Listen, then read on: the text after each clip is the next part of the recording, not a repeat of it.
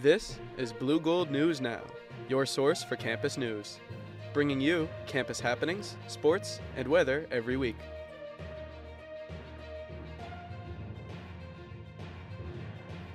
Now live from Tower Studio, it's BNN with your hosts, Samantha Burnett and Marissa Day.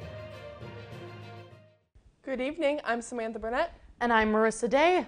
Coming up tonight, a proposed Eau Claire city budget gaining some attention. A sneak peek at UWEC Theater's latest production. And your weekly recap of Blue Gold Sports on BNN Blitz. But first, it's homecoming week at UW-Eau Claire. UW-Eau Claire is celebrating homecoming this week, complete with some pretty cheesy festivities. Literally. This year's homecoming theme is There's Nothing Cheddar Than Eau Claire, a not-so-subtle nod to Wisconsin's long tradition of dairy farming notoriety. Over the course of the week, students participated in a homecoming medallion hunt, campaigned for homecoming royalty, and attended live performances by a variety of their peers. This weekend, the homecoming celebration will be topped off with a parade down First Avenue, and finally the homecoming football game at Carson Park, where the UW-Eau Claire Blue Golds will face off against the UW-Stevens Point Pointers and continue to climb the mountain.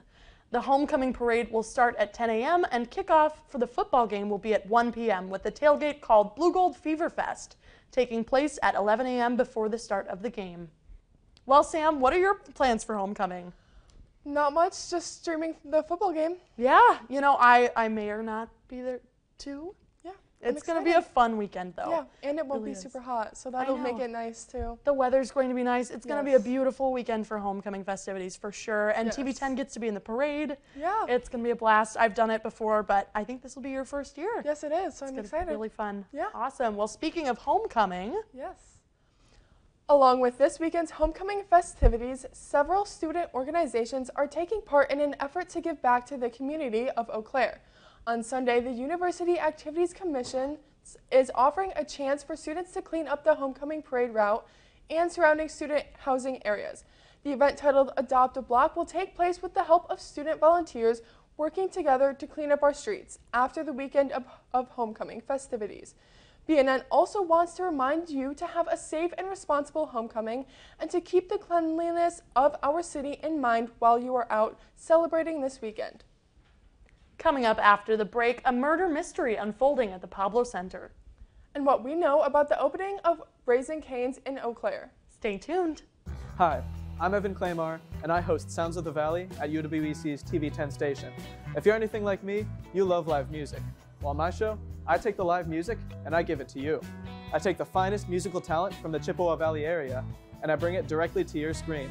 So if that sounds interesting, check it out at mytv10.uwec.edu or on our YouTube channel at UWEC TV10. The UWEC Theater Department has been hard at work on their latest production. BNN reporter Cora Lederer has the story.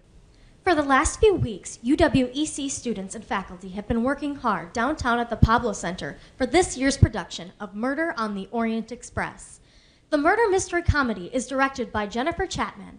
Based on Agatha Christie's novel, this show is an adaptation written by Ken Ludwig to enhance the show, adding new transition and jokes. As the semester is only a couple weeks in, rehearsals started first week of classes to prepare for opening night. Every year, the department aims to start with a large cast, encouraging students to get involved in the arts and theater program.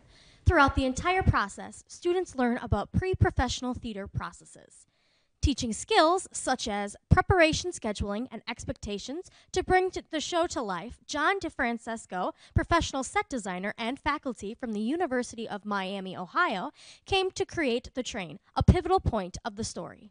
He made us a ginormous train that is like a puzzle box. It opens, it closes, it has different compartments that we turn around. We have to have a really large set crew, and we are about to go into tech this weekend and learn all about how this train works. Director Jennifer Chapman describes the show herself as a puzzle piece that the audience puts together piece by piece. Doors open this Friday, October 11th, with evening shows beginning at 7:30 p.m. and matinees at 1:30 p.m. For more information on show times and tickets, go to the Pablo Center's website at pablocenter.org/events or the box office before the show. For BNN, I'm Cora Lederer. Back to you, Marissa and Sam. Thanks, Cora. Well, that sounds like a fantastic show. I mean, super interesting. You've got comedy and you've got a mystery. Yeah, it sounds really interesting. I was in the Pablo once, and it just seems like such a great space for it, and it sounds really interesting, yeah. Yeah, I've had the chance to perform there with concert choir on campus and a couple other ensembles, but it's just a fantastic space, and I'm sure those students got a really great hands-on theater experience with that too. Well, nobody ever said being a college student was easy, but at UW-Eau Claire, the McIntyre Library has found a stress relief solution that comes with 4 paws and a wagging tail. BNN reporter Ashley Petrina has more. The fall semester is in full swing here at UW-Eau Claire, and with midterms approaching, students are starting to feel the academic stress. To help combat this, the McIntyre Library has started up its therapy dog program once more. Through this program, a variety of dogs and dog owners eagerly come in to talk and support the students on campus, who may be dealing not only with classes, but also battling homesickness and mental health. Taking place in the entryway of the library, you can find the dogs throughout the week, ready for some attention. Therapy dogs on college campuses have proved a huge benefit in multiple regards. According to the Alliance of Therapy Dogs, the advantages can include physical effects, such as reducing blood pressure and assisting in pain management, and also benefits in social interaction, cognition, and emotional health. To note, therapy dogs have been shown to leave students with stimulated memory, enhanced problem-solving capabilities, and uplifted moods. I spoke with Nelson the Golden Doodle and his owner, Kelly Christensen, to hear more about the therapy dog program here at UW-Eau Claire. We oftentimes hear about, students talking about how they miss their pets, and, we've seen tears, or maybe they've recently lost a pet, and so it provides some comfort. Students tell us about, how it's helpful before they go studying to, pet the dog and de-stress a little bit, or even after they've studied. Therapy dog owners like Kelly want to encourage students and staff to visit with the dogs and stress that they are here for support. If you are curious about when the next pup will make its appearance at the library, take a look at Blue Go Connect Plus to view their upcoming schedule and find more information. For BNN, I'm Ashley Petrina. Back to you, Sam and Marissa. Thanks, Ashley. Well, how about that, Sam? I mean, some therapy dogs at the library? Yes, I always love whenever the dogs come out, either for that or just when they come out on the campus mall. It's always a fun time. It is, and what a great way to relieve stress. I miss my dog all the time when I'm here, so I can imagine it's really great for students. Yeah. Well, the fast food options in Eau Claire could be expanding by the end of this year. If you've recently found yourself on Gateway Drive, you may have noticed signs for an incoming Raising Cane's Chicken Fingers restaurant. While there is no set date for the grand opening of the restaurant yet, the customer relations team at Raising Cane's suggested that the fast food joint may see business as early as this December, says WQOW News 18. For those of you that are unfamiliar with the menu, Raising Cane's offers chicken fingers, baskets featuring Texas toast, coleslaw, and crinkle-cut fries, as well as their namesake Cane's sauce. While construction may delay the opening of the latest addition to Eau Claire's fast food offerings, we're excited to see what happens when it opens. On Monday, the city had its first public meeting regarding the proposed 2025 operating budget. If passed, this budget calls for over $190 million. According to WQOW, this budget will bring more jobs to the city as they work to maintain the streets and various infrastructures around the city. Another aspect of the budget is to see what could be changed for the future, such as updating the transit centers or opening of a new one. In an interview with WQOW, the city finance director, Kitsy Winters, mentions that they are always trying to look ahead and make sure that the budget is sustainable. One way is by implementing new PFA's carbon vessels. In addition to these, around $70 million or 41% of the budget will go towards employee expenses such as healthcare and wages. According to WQOW, one department that could see an increase in funding is the Neighborhood Services Division. If you're interested in learning more about this, there will be another public hearing on November 11th, with the final budget expected to be adopted on November 12th. Well, it sounds like it's going to be a busy year for legislation and budgeting in Eau Claire. Yes, I thought it was really interesting when I saw this, considering they also have the school district has a referendum with a large amount of millions of dollars as well, so it's really interesting to see where they're going to get this money and what they're going to do with it. Absolutely, and I think that's exactly why they include so much information. Yeah. Well, BNN will be right back after this break. Stick around for your weather forecast and an update on the Blue Gold sports. Hi, it's Addison from Home Screen, and to show you the power of TV 10, I sawed my logo in half. And now with the magic of TV 10, it will come back together. Wow, that sure is amazing. Catch Home Screen every other Wednesday afternoon at mytv10.uwec.edu or on our YouTube channel, UWEC TV 10. I want you to be part of the magic. Thank you, Sam and Marissa. Good evening. I'm Elizabeth Lindahl, filling in for Kevin Murrell with your weather report tonight. This week, we will have some slightly chillier weather as fall becomes more and more prevalent. But before we look at the week, let's take a look at what the weather was like on today. Today, on Thursday, October 10th, we saw sunny, clear skies with an average temperature of around 72 degrees. Tonight, expect more clear skies with a low temperature of 45 degrees. Looking throughout the week, we will be experiencing low 60s to the high 70s. Thursday looks to be our nicest day with a high of 78 and a low of 58. Sunny and clear skies all around. Partially sunny with a high of 76 and a low of 44 is expected for Friday. Homecoming looks to be mostly sunny with a high of 66 for the football game at Carson Park and a projected low of 42. On Sunday, expect similar weather, partly sunny with a high of 62 and a low of 36. Monday should bring clear skies, and on Tuesday we'll see some clouds as well as a high of 67.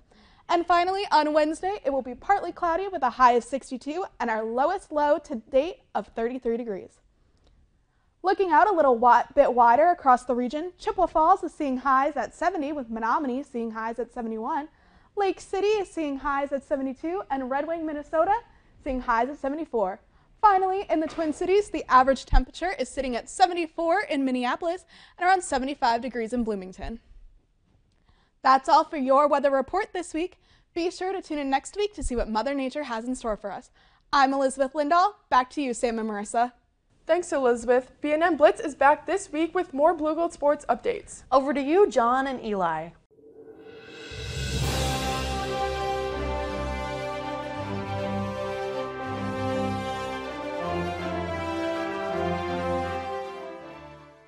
Welcome to BNN Blitz. I'm John McClain, filling in for David Abel. And I'm Eli Bennis with your weekly recap of Blue Gold sports action. The University of Wisconsin-Eau Claire women's tennis team concluded its dual portion of the UWEC season with a strong performance, securing the top spot in the conference standings. The Blue Golds recorded an 8-1 victory over UW-Oshkosh and a commanding 9-0 win against UW-Stevens Point, finishing with a conference record of 5-1. In the match against UW-Oshkosh, the Blue Golds excelled in singles play, winning all 6 matches while dropping only one set. Notable performances came from Reese Burden and Morgan Decken, who achieved impressive 6-0 and 6-0 victories. Anna Lee clinched a hard-fought win, finishing 6-4, 2-6, and 1-0. In doubles, Fox and Lee secured an 8-2 win. Liv Herzog and Decken matched that score. The team's earlier match against UW-Stevens Point showcased their dominance, with all singles players winning without dropping a set. Fox triumphed 6-1 and 6-1, while Herzog and Burden only dropped 3 games combined. In doubles, Fox and Anna Lee achieved an impressive 8-0 victory. With this successful run, the Blue Golds finished the regular season at the top of the UWEC standings. Turning to the boys of fall, the Blue Gold football team was not able to keep up with the high-powered UW River Falls Falcons offense, falling 71-14 on Saturday. The Falcons were the highest-rated team in the UWEC, got out to a very early lead against the Blue Golds and led by 50-0 at the end of the half. UW-Eau Claire was able to get some promising results from freshman running back Christian Torgerson, who rushed for over 100 yards and was able to find the end zone. River Falls scored 5 touchdowns in the second quarter alone, which was too much for the Blue Golds to recover from, even with a pair of second-half touchdowns. A silver lining for the team, however, was the coaching staff got a great look at the young talent that was brought in over the offseason, and the roster added nearly 80 new faces to it. The Blue Golds will look to get back on track on their return home to host UW-Stevens Point for homecoming on Saturday, October 12th at Carson Park. UW-Eau Claire has won its last 3 meetings against the Pointers, including a 24-17 victory last season. Game time is at 1 p.m. On Friday, October 4th, the Blue Gold women's and men's cross-country team took on the Blue Gold Invite. The men's team would receive an individual win from Mason Shea, who ran an all-time college personal record at 24:37 in the 8K. The Blue Golds also received top 15 times from Trevor Lamarande and Jack Hesse-Withborough, who placed 11th and 12th respectively. That was good enough to land the Blue Golds for second place with 57 points. The women's team was able to take home first place. They were led by Keely Bear, who claimed a fourth place finish with a time of 22:28. Ryan Wagner finished 9th with a time of 22:48. The women's team had 6 runners in the top 40. The cross-country program will next take on the Augustana Invitational on October 19th in Rock Island, Illinois. Stepping onto the pitch with men's soccer, the Blue Gold 11 were able to prevail over Platteville in their conference opener on Friday night 2-0, with senior forward and UWEC Offensive Player of the Week Nathan Donovan scoring both goals for the men, with senior keeper Spencer Banks shutting out the Pioneer offense with 3 saves of his own. Following Friday's win in UWEC play, the men traveled down to Iowa to face Simpson College, in which they drew 2-2 last Sunday afternoon. Donovan netted his 16th of the season, putting him at the top of Division III goal scorers this year as of today. Junior defensive midfielder Carson Kowalski aided the total with a goal of his own in the second half. Blue Gold Soccer is back in action on Wednesday, October 9th against the Pioneers of Carroll University at 6 p.m. at Simpson Field, and at 7 p.m. on Saturday the 12th. Eau Claire makes the trip down south to the Whitewater Warhawks for their first conference road game of the fall. That's all for the world of Blue Gold sports. I'm John McClain. And I'm Eli Bennis. Back to you, Sam and Marissa. Thanks, John and Eli. Well, that's all we have for you tonight. Join us next week for your latest news updates and weather. Make sure to check out TV10 on Instagram at UWEC TV10, TikTok, and subscribe to our channel on YouTube. I'm Marissa Day. And I'm Samantha Burnett. Thank you and good night.